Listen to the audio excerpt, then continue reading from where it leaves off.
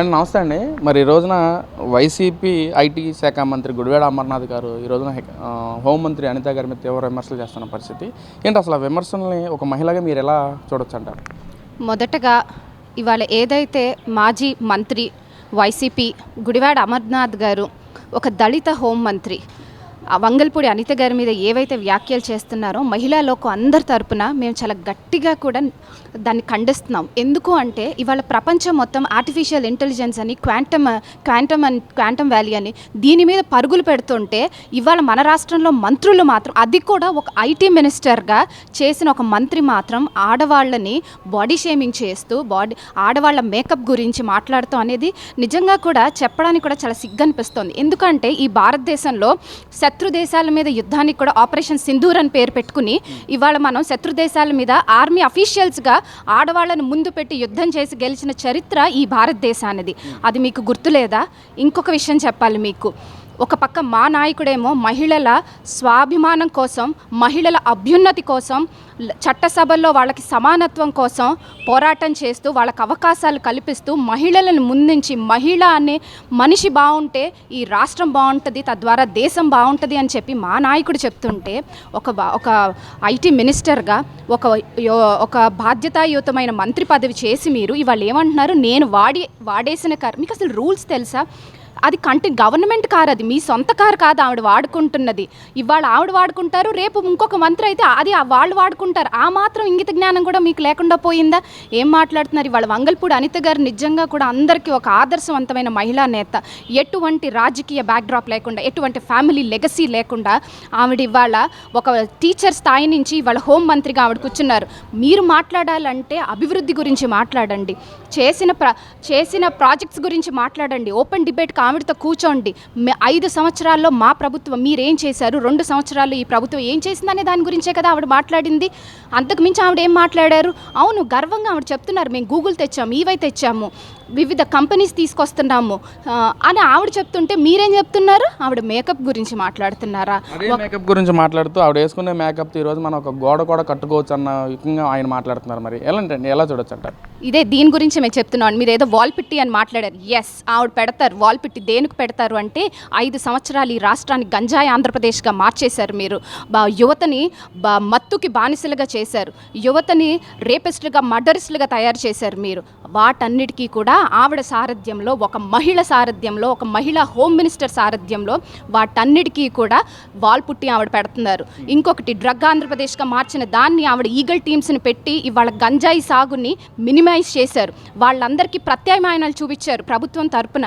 ఇవి ఆవిడ చేసిన గొప్పతనం. పోలీస్ శాఖలో 6,000 కానిస్టేబుల్ ఉద్యోగాలు ఆవిడ సారథ్యంలో జరిగినాయి.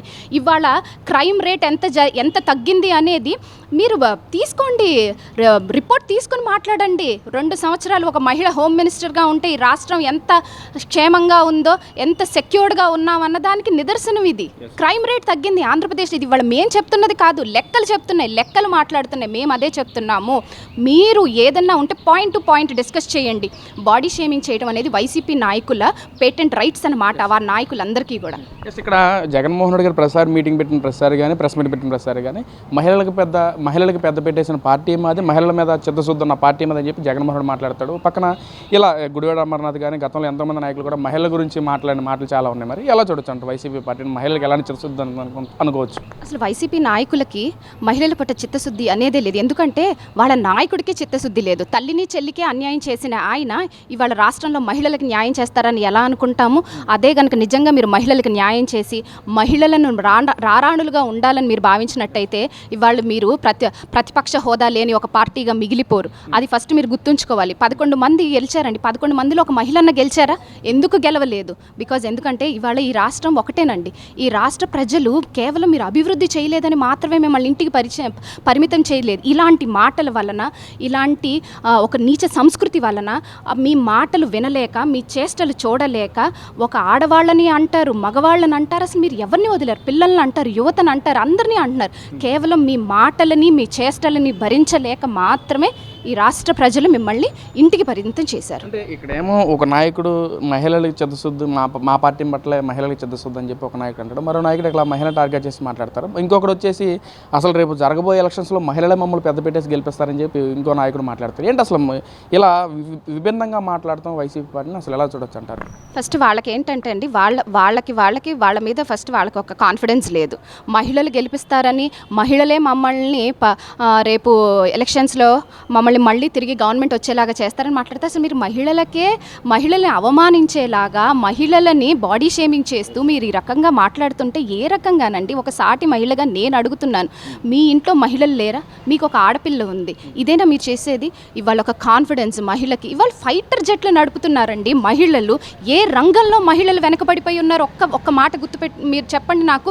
ఫైటర్ జెట్ల దగ్గర నుంచి, నేవీ దగ్గర నుంచి, అటు చూస్తే సాఫ్ట్వేర్ అవ్వచ్చు, whatever the field, women are in front. ఇవాళ విమెన్ ఇన్ ఫ్రంట్ వారియర్స్గా తయారయ్యారు ఈ భారతదేశానికి. మహిళలు ఇంతవరకు ఇది మాత్రమే చేయాలి అన్న దగ్గర నుంచి మహిళ చెయ్యలేనిది ఏదీ లేదు అని చెప్పి ఇవాళ నిరూపించుకునే స్థాయికి మహిళలు ఎదిగితే, ఇవాళ మీరు మహిళలని, ఒక మహిళా హోమ్ మినిస్టర్ని పట్టుకుని మీరు అన్ని మాటలు అంటారా? ఏది ఒక ప్రజా వేదికగా ప్రజల ముందు మీరు మాట్లాడితే ఆ ప్రజలు చప్పట్లు కొడతారని మీరు ఎప్పుడు అనుకోవద్దండి. మీరు చూసేది ఏంటంటే, ఒక మీ కార్యకర్తలు అవ్వచ్చు, మీ నాయకులు అవ్వచ్చు, ఒక సంస్కారం లేని వాళ్ళు, ఒక సభ్యత లేని వాళ్ళు కాబట్టి ఆ చప్పట్లు కొట్టారు. అవి కాదు, ఆ చప్పట్లను చూసుకుని మేము గెలుస్తాం అనుకోవద్దు. అదే ఆయన అనుకుంటే ఇవాళ 95,000 ఓట్లతో ఆయన ఎలా ఓడిపోయారు ఇవాళ ఆయన సొంత కాన్స్టిట్యున్సీలో? మేము చెప్పిందేగా, మీరు పెట్టిన ఫిష్ మార్ట్ల గురించే మేము మాట్లాడింది. గుడ్డు గురించి మీరే కదండి చెప్పింది. మీరు చెప్పిన దాని గురించి మేము మాట్లాడితే తప్పేంటి? ఎస్, మీరు చేసింది అదే. ఫిష్ మార్ట్లు, మటన్ మార్ట్లు, గంజాయి ఆంధ్రప్రదేశ్, గుడ్డు, ఇవి మీరు చేసింది. మేమేం చేసాం? రాయలసీమను రక్షణ సీమగా మార్చాం, గూగుల్ తీసుకొచ్చాం, ఈవై తీసుకొచ్చాం అని గర్వంగా చెప్పుకోపోతున్నాం. డిఎస్సి చేసాం, 7 లక్షల ఉద్యోగాలు ఇవాళకి ఇచ్చాము. మహిళలు, స్త్రీ శక్తి అనేది ఒక నమూనాగా పెట్టుకుని, స్త్రీ శక్తి మాత్రమే మా మంత్రం అని చెప్పి 33% ఉమెన్ రిజర్వేషన్ కల్పించి, భారతదేశంలో ఎక్కడా లేకపోయిన 33% ఉమెన్ రిజర్వేషన్ కల్పించిన ఏకైక రాష్ట్రం ఏదన్నా ఉంది అంటే అది ఆంధ్రప్రదేశ్ అని సగౌరవంగా చెప్తున్నాం. ఇవాళ వంగల్పూడి అనిత గారిని ఏమవ్వదండి, పండ్లున్న చెట్టుకే రాళ్ల దెబ్బలు తగులుతాయి. అలాంటిది ఆవిడ విజయం చూసి, ఆవిడకి లభిస్తున్న ఆదరణ చూసి ఓర్చుకోలేక మీరు చేసే కమెంట్స్ ప్రజలందరూ కూడా ఇంకా మిమ్మల్ని అధపాతాళానికి మా పవన్ కళ్యాణ్ ఎప్పుడో చెప్పారు, అధపాతాళానికి తొక్కుతానని. మీరు అధపాతాళానికి ఆల్రెడీ తొక్కేశారు ప్రజలు. అంతకు మించిన పాతాళ లోకానికి కూడా మీరు ఇవాళ వెళ్ళబోతున్నారు.